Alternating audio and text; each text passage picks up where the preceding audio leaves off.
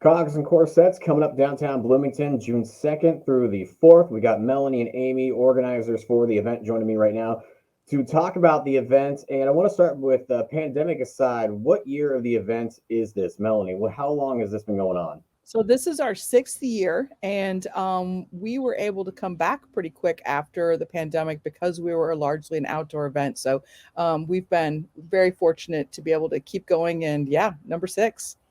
Number six, here we go now.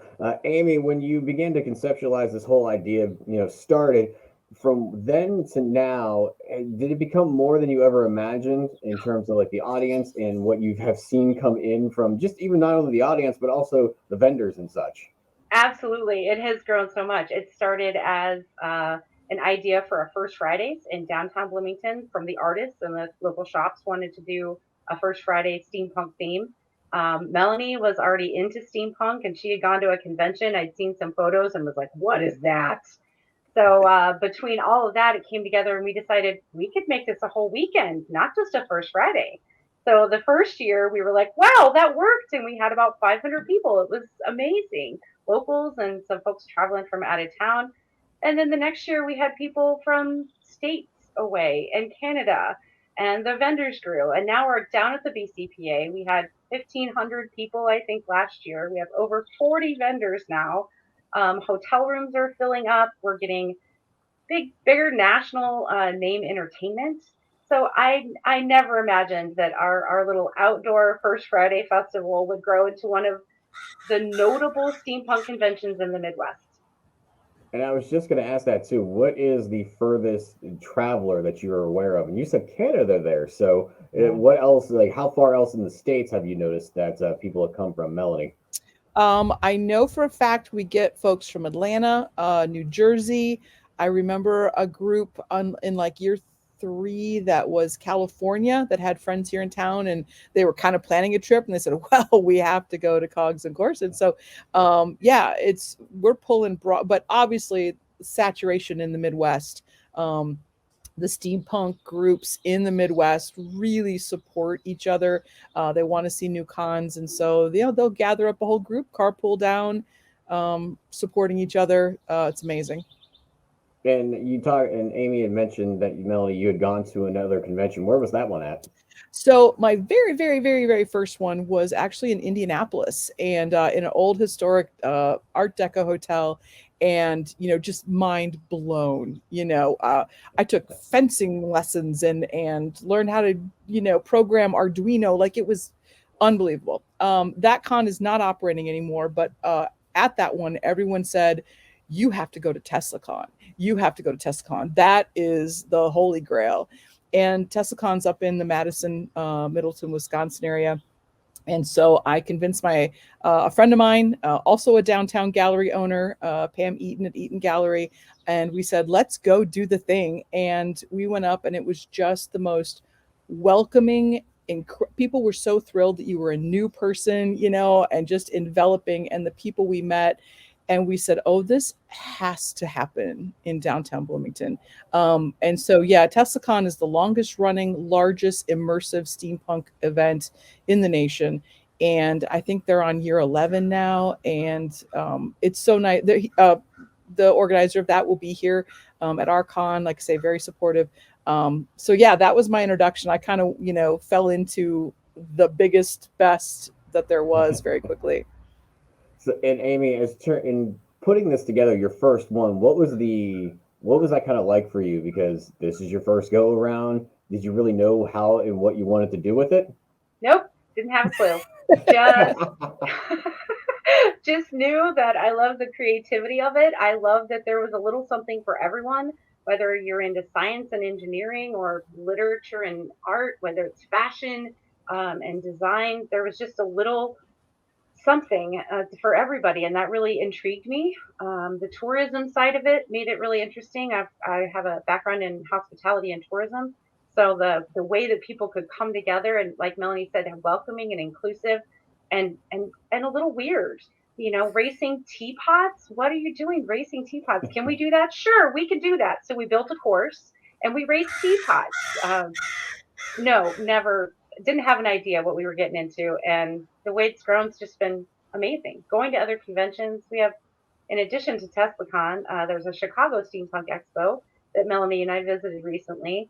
That organizer is coming down for our event as well. The Cincinnati International Steampunk Symposium director is coming, and the Atlanta Steampunk Symposium director is coming. So I think this year has garnered a little bit more national attention than we expected. And we're really looking forward to what we put together. Getting that national attention, Melanie, you mentioned those, as Amy's mentioning, those people are coming in. Does that put any pressure on you, having them come in and see, like, Bloomington compared to Chicago or Cincinnati and Atlanta can present? Yeah. Those are, they're amazing conventions, and some of them have been running longer than us.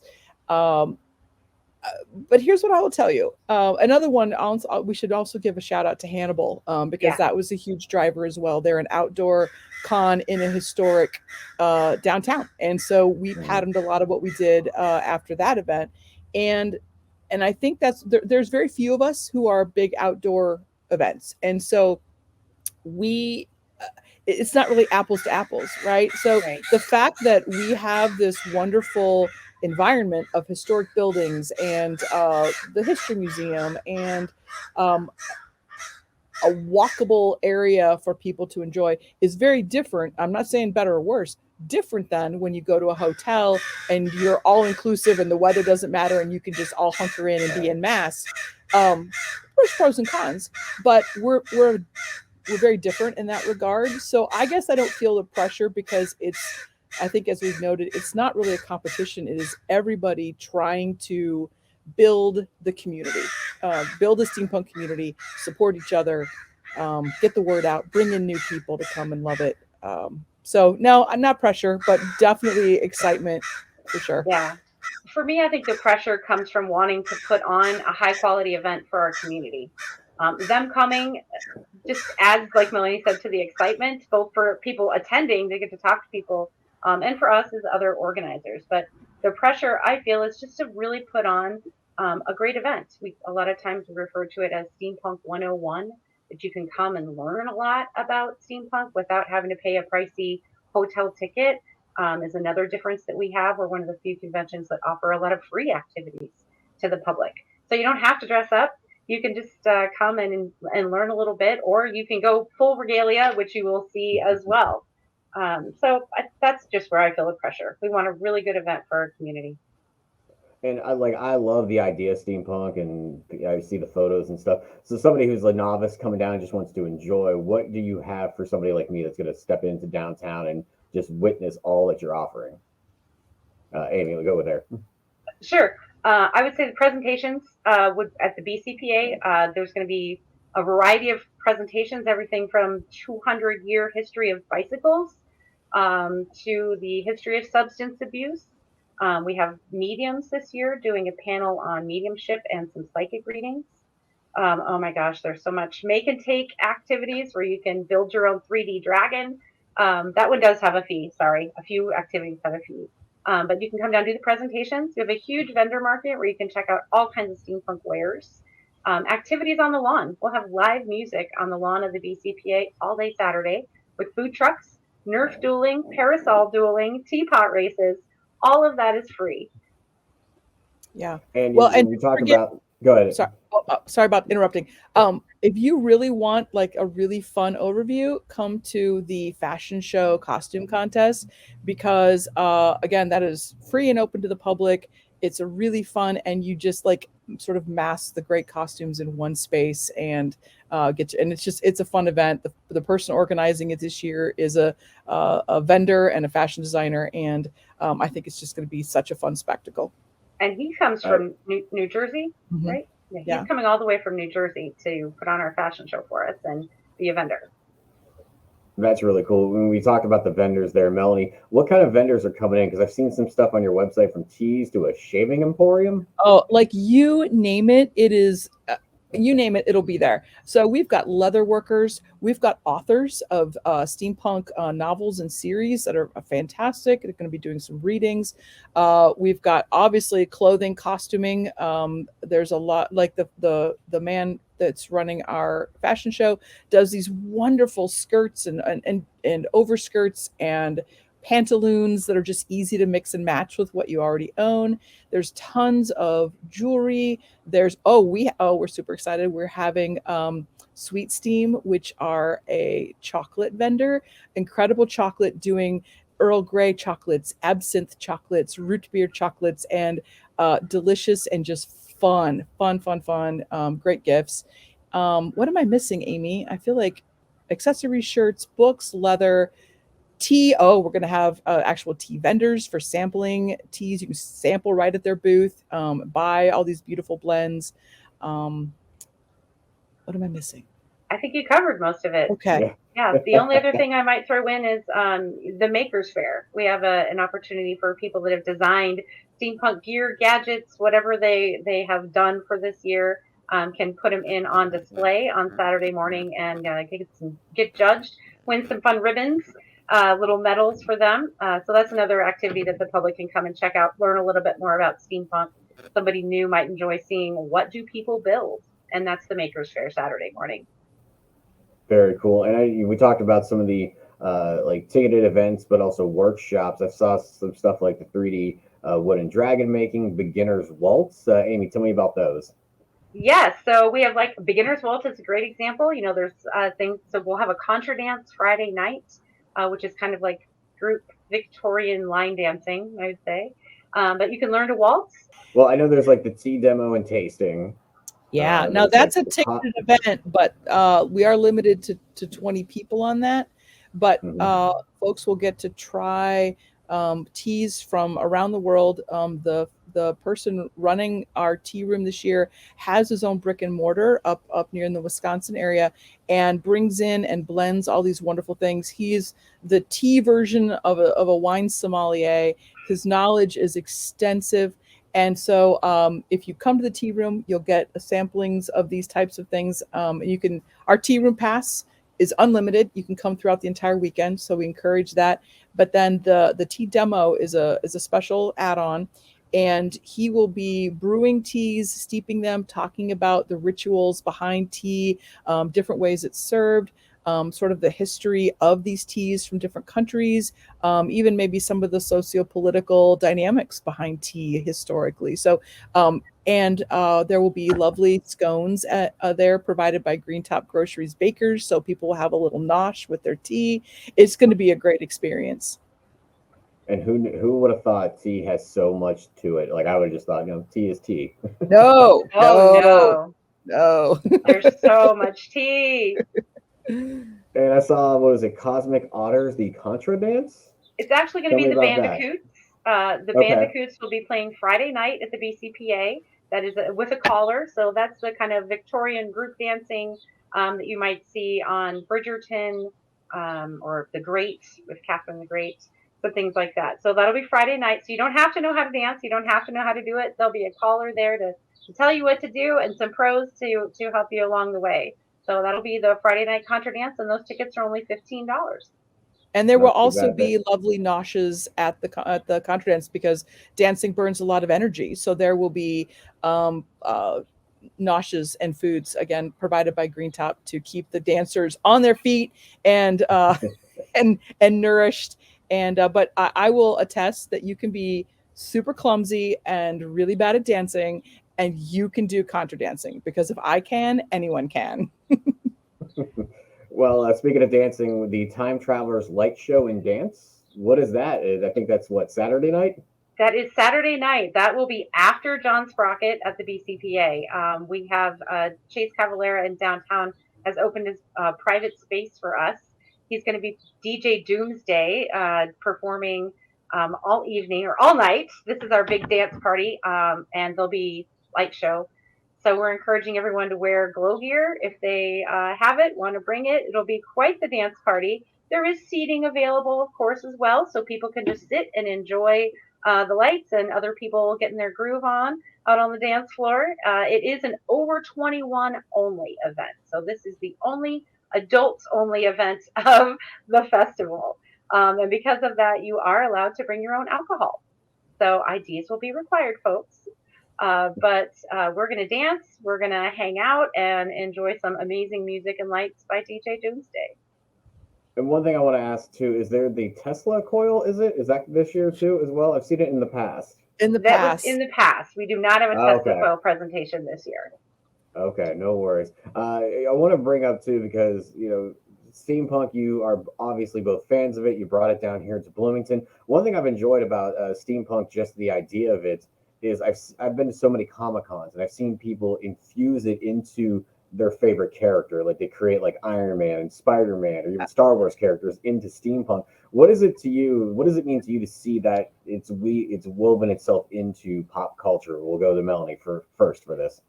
Yeah, I love it. I think it's one of those things that it shows how very flexible it is. It shows that you can bring your own passions and loves under this umbrella, and I think that's really fun. For some people, it's more about the history, and they'll have a more historic costume. For some people, it's about superheroes and how you can reinterpret it. And I think that is what keeps this community, the steampunk community, active and growing, is that you are not confined by the rules of that doesn't look like Iron Man. That's not authentic. There's no authentic. There is, what do I bring to the table? What is my envision of what I would have been in this time if I were a badass doing, like you just bring your own self to this. And there is far less judgment. There is far more just embracing of everybody's idiosyncrasies that they're bringing to the steampunk. Like it just keeps it alive and growing. So I love it. Amy? I agree. I think that that's the beauty of steampunk. You think of, if we back up to that time and move forward differently, if history had happened differently, what would it look like? And everybody's going to have a different take on that.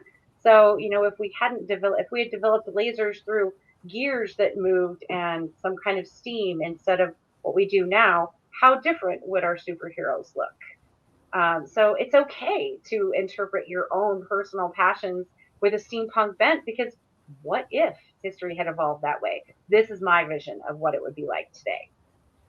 And we'll wrap talking about Cogs and Corsets with any last things you want to say. I'll start with Amy, talking about the event or anything you want.